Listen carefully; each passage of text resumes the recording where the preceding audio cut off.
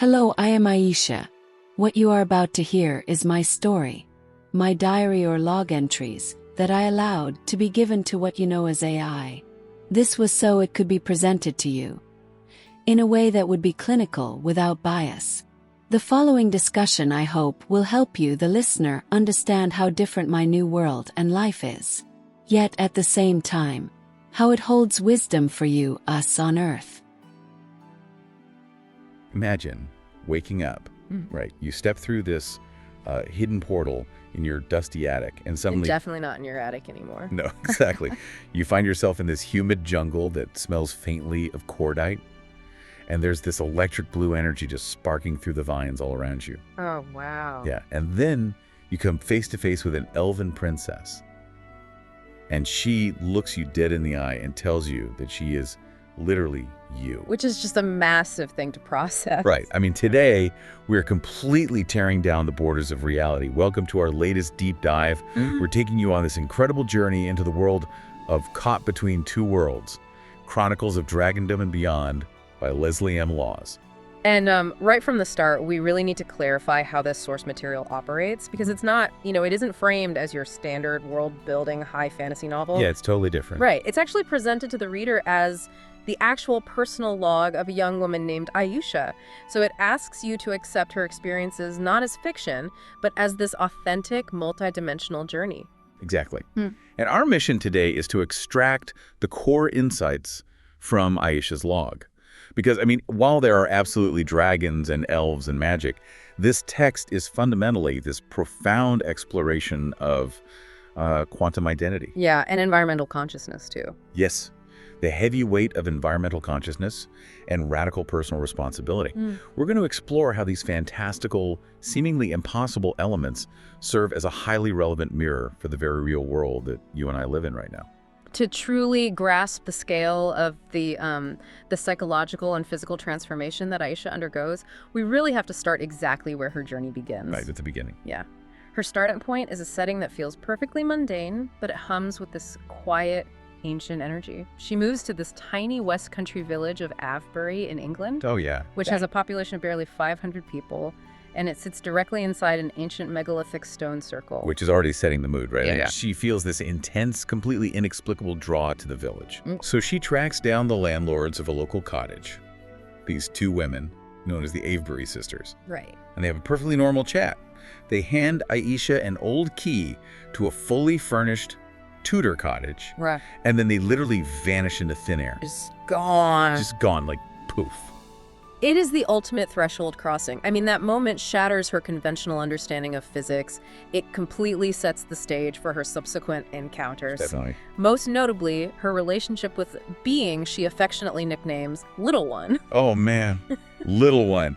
I have to admit, when I first read the part about a full-size purple dragon named Little One casually walking out of a hidden portal in the stone circles, Yeah. my brain immediately categorized this as a children's fairy tale. Yeah. Like I was thinking, all right, we're doing Narnia today. It. I was like, how are we supposed to extract real-world practical value from a text that introduces a giant purple dragon by page 20? Well, it's a completely fair reaction. The text intentionally demands that you suspend your typical framework of reality. But Little One isn't presented as a magical pit, right? No, not at all. He is her Monte, which means a teacher.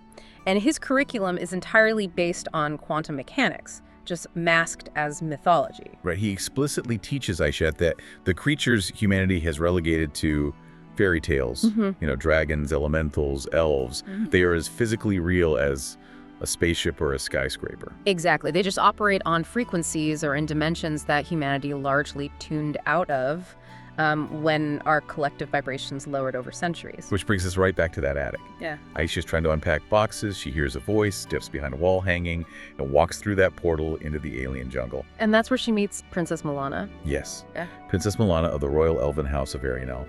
And she's got this massive emerald dragon with her. And here we hit the central paradox of the entire text. Princess Milana has pointed ears. She is an elven royal. She exists in a completely different dimension. Yeah. And she is also Aisha. Wait, okay, I have to stop you right there. Two distinct beings standing face to face with different bodies and entirely different lives. But they're the exact same person. Yes. my brain is short-circuiting a bit trying to visualize the physics of that. I know, it's wild, but the text explains this through the concept of fractals. Fractals, right? Yeah, in the quantum framework presented here, a soul is not just this singular, isolated point of consciousness permanently bound to one physical human body. Okay. Instead, it exists across multiple dimensions simultaneously. So Milana and Aisha are fractals of the exact same higher soul. Wow. They're the same core being experiencing the universe from two entirely different vantage points in two different realms. Milana had been trapped in an enchanted prison in her dimension. I remember this. And only Aisha, her human fractile, possessed the specific energetic signature required to physically cross over and release her. Okay, let's unpack this for a second.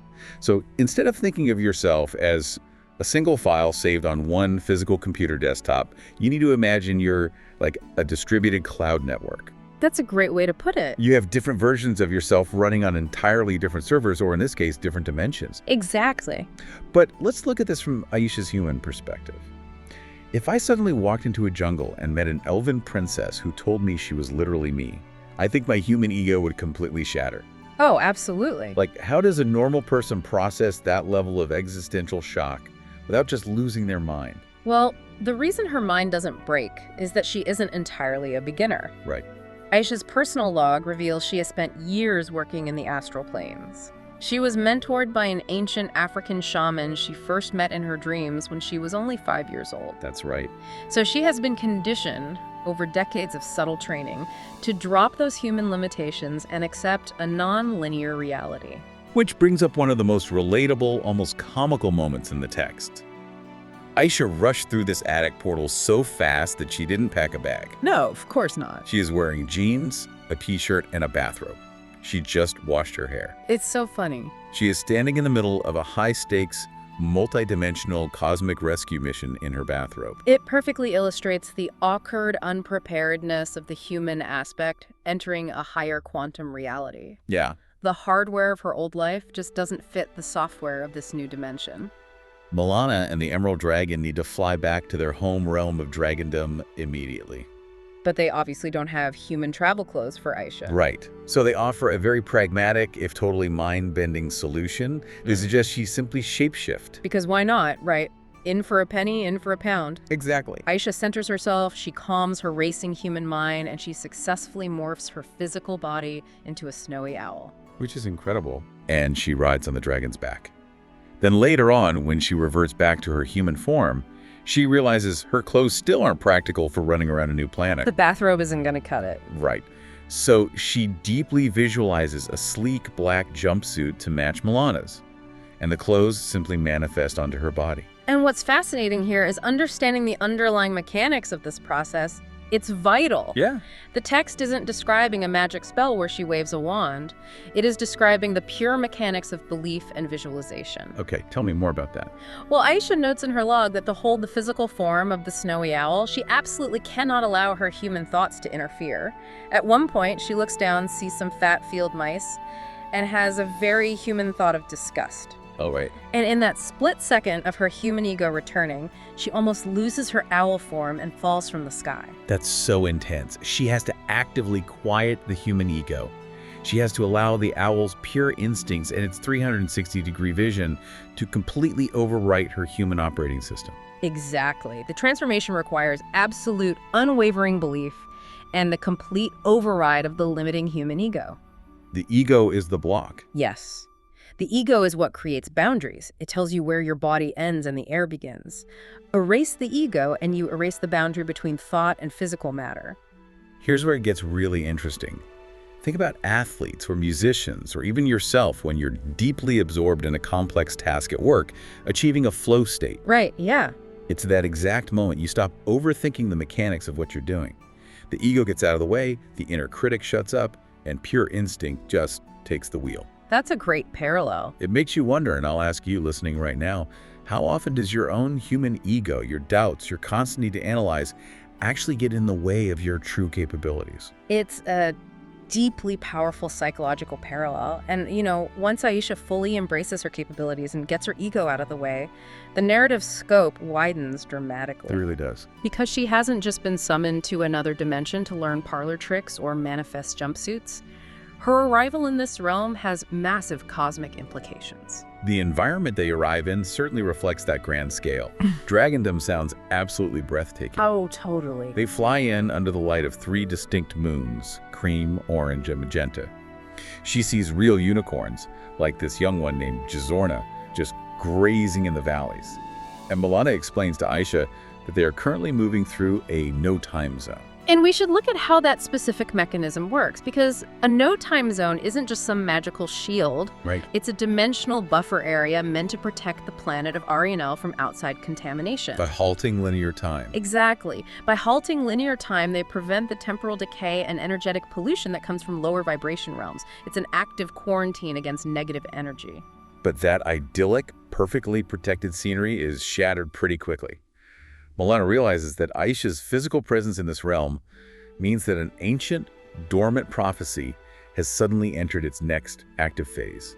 Yeah, the clock is ticking. So they have to rush to the Elven Palace, using a standing stone vortex to meet Milana's father, the Elven King, and his head of security, Eurytos. The reunion between the king and his daughter is joyful, obviously, but there is an immediate, heavy shadow cast over the room. The stakes are so high. The stakes of this prophecy are laid out clearly. The prophecy dictates a necessary return to universal balance across all dimensions, what they call the all that is. But balance is bad news for anything that profits from chaos. Precisely. There are forces in this universe that thrive entirely on imbalance. The text describes this dark, spreading malignancy that feeds exclusively on low vibration attributes: greed, hate, anger, fear. Yeah. And Earth Aisha's home is explicitly described as a planet suffering deeply from this infection. Earth has been isolated from the universal collective consciousness. That hits close to home. It does. And now that the fractals of Aisha and Milana are united, the prophecy is in motion, meaning those dark agents will actively target them to stop the balance from being restored. So what does this all mean? Let's bring this down to Earth for a second. Yeah. Even if you don't personally believe in literal, dark, galactic overlords trying to conquer the universe, we deal with the fallout of low vibration infections every single day. Oh, absolutely we do. The doom scrolling that ruins your morning, toxic workplace environments that drain your empathy, the sheer relentless overload of negative news. It's an energy drain that feeds on our anxiety. That's a really good point. In the text, the dragons are positioned as the ultimate security force against this specific type of darkness. But why dragons? What makes them better at this than, say, an elven army? It really comes down to perception. The Elven King explains that dragons possess the unique quantum ability to detect hidden darkness in any heart. Wow. Many other beings, even well-intentioned ones, fail because they are exclusively focused on looking for visible light and goodness.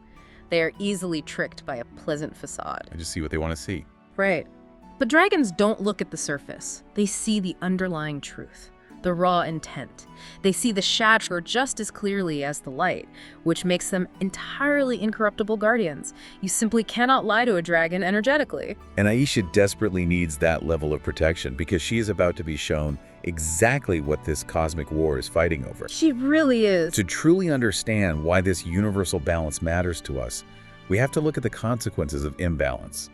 Which brings us to the concept of eco-grief. Yeah, to see the stakes, she is sent to study with an eccentric high wizard named Dragondom. He's a great character. He is. He lives deep inside a giant ancient tree and possesses the ability to manifest physical objects, like a massive table full of hot stew and sweetmeat straight out of the surrounding energy field. Handy guy to know. Very handy.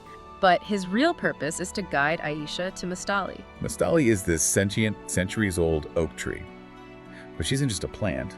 She functions as a living, breathing, organic portal capable of viewing different dimensions and different points in time. Right. Aisha is instructed to place her hands directly on the tree's bark, and she asks to see her home.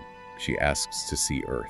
And the vision that Mystali provides is just a stark, unflinching look at planetary devastation. The text pulls no punches here. It's brutal. Through the tree's neural network, Aisha views Earth in its current agonizing state. She sees smog-choked cities where the sky is permanently gray, people forced to wear masks just to breathe the air, vast dying forests, and oceans that are toxic and heavily coated in plastic waste.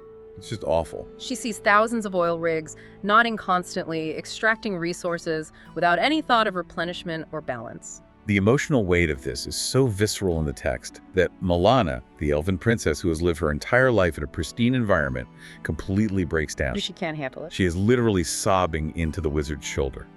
The sheer psychic pain of seeing a planet so brutally severed from nature is too much for her elven senses to bear. Yeah. But Aisha, tapping into her human resilience and her newly realized quantum power, realizes she doesn't just have to watch the destruction. She works with the tree's consciousness to actively shift their view. She searches for what the wizard calls the new timeline. If we connect this to the bigger picture, the power of timeline jumping is incredible, and the vision changes radically.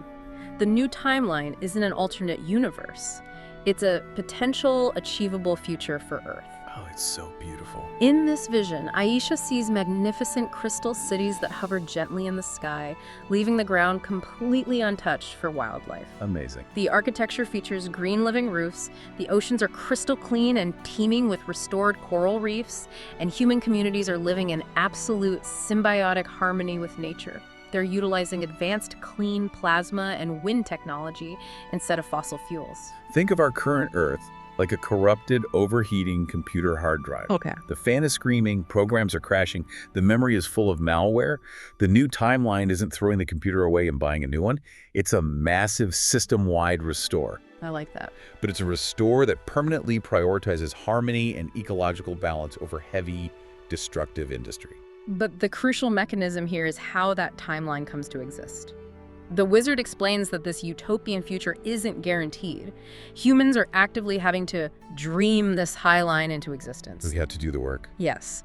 It is the collective consciousness of humanity, raising their individual vibrations and demanding ecological balance, that literally builds the architecture of that future reality. It puts the burden of timeline architecture squarely on our shoulders. It's not passive hoping.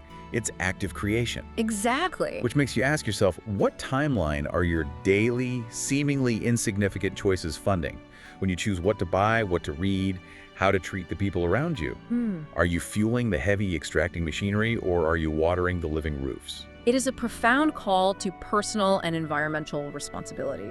And the genius of Aisha's journey is that she isn't just shown this future Earth as a distant, abstract dream. Yeah, she gets to live it. The narrative immediately plunges her into a working, tangible blueprint of that exact utopia. She gets to experience what a society looks like when it successfully achieves that high vibration. Yes, Tree Town. This is arguably the most fascinating environment in the whole log. It's amazing. Aisha and Milana walk into this vibrant elemental community where the houses aren't built out of dead wood. The houses are literally located inside living, giant redwood-sized trees. And Aisha is hosted by this delightful couple, Mr. and Mrs. Wintermouse. I love them. And we must examine the mechanics of how the society functions. They don't just hollow out the trees with tools, you know? The entire infrastructure is based on absolute mutual consent and respect between species. Right. When Mrs. Wintermouse wants to take Aisha upstairs to her guest room, she doesn't walk up a staircase. She stands in the center of the room, uses telepathic mind speak to ask the tree, whose name is Hubert, for explicit permission to enter his upper space. That's so cool. And once permission is granted, she clicks her heels 3 times, and they instantly translocate to the bedroom. Even the architecture has a voice. Hubert literally answers her in her mind. Pleasure, young missy, pleasure. It's so sweet. It's incredible to imagine a world where you have a polite, cooperative relationship with your own house. And the community aspect of Tree Town is so vibrant. Definitely. Aisha attends a massive evening feast in a forest glade. There's a young dragon practicing his fine motor skills by gently breathing fire to heat up cooking stones, and the community uses those stones to prepare the food. She's dancing with water sylphs, goblins, and fairies. It is a picture of absolute, unbridled joy. It represents the absolute peak of harmony. But this is not a naive text. Amidst this beautiful, perfect utopian party, reality intrudes. Yeah, it takes a dark turn. Aisha receives a chilling, urgent telepathic warning directly into her mind from her unseen guides. She is told that she personally holds a key. Right, the key. And because she possesses this key, if the dark agents tracking the prophecy ever manage to find this hidden utopian space, they won't just corrupt Tree Town, they will entirely destroy it and everyone in it.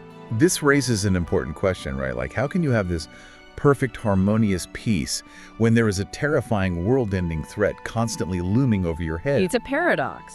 It reminds me of a pristine, beautiful nature reserve. You can walk through it, listen to the birds, and marvel at the tranquility. Yeah. But that peace only exists because there are heavily armed, highly trained park rangers fiercely patrolling the borders day and night to keep the poachers out. Peace in Dragondom and peace on Earth isn't just passive enjoyment. It requires active, vigilant protection. That is the core revelation of her journey. The joy of Tree Town is deeply earned and fiercely guarded. The universe is porous, and darkness will always seek a way in. Always.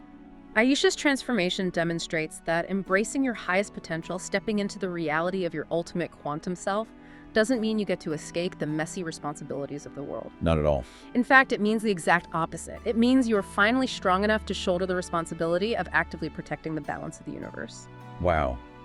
Okay, let's take a breath and recap the incredible ground we've covered today. We covered a lot. We really did. We started with Aisha walking through an attic portal in a tiny English village and finding herself navigating the humid jungles of a different dimension.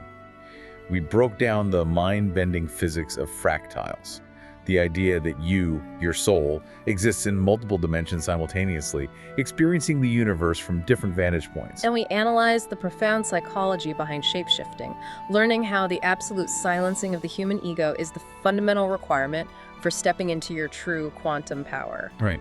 We looked at the ancient prophecy, the nature of the no-time zones, and the tangible, devastating effects that low-vibration energy and eco-grief have on our own physical planet. And we saw the deeply hopeful blueprint of the new timeline. We explored how our collective consciousness can actively dream a restorative, harmonious future into existence, mirrored beautifully by the consent-based, vibrant society of Tree Town. If there's one overarching lesson to extract from Aisha's log, it is that reality is porous. So true. The strict black lines on our maps are illusions. The boundaries between what is considered impossible myth and what is hard scientific reality are defined only by our current level of consciousness. And while you listening right now might not have a giant purple dragon to teach you quantum physics, Unfortunately. or a cozy apartment inside a polite talking tree named Hubert, you absolutely possess the same fundamental power to shape your immediate reality. Yeah. You have the power to curate your environment, to filter out the low vibration noise, the relentless doom scrolling, the negativity, and to focus your energy on building your own high line. But as we saw with the threat to Tree Town, that piece requires your vigilance. It requires every single one of us to be the active guardians of our own internal and external environments. We cannot just wait for the timeline to fix itself. So we want to leave you with a thought to mull over today as you go back to your normal linear human life. Think back to our discussion about the cloud network and the multiple versions of yourself. Yeah. If the borders of reality really are that porous, if the theory of fractals were true, and there is another version of you out there in the vast quantum universe who is already living at their absolute highest, most harmonious potential, what is one specific thing you could do tomorrow to start syncing up with their timeline? Until next time.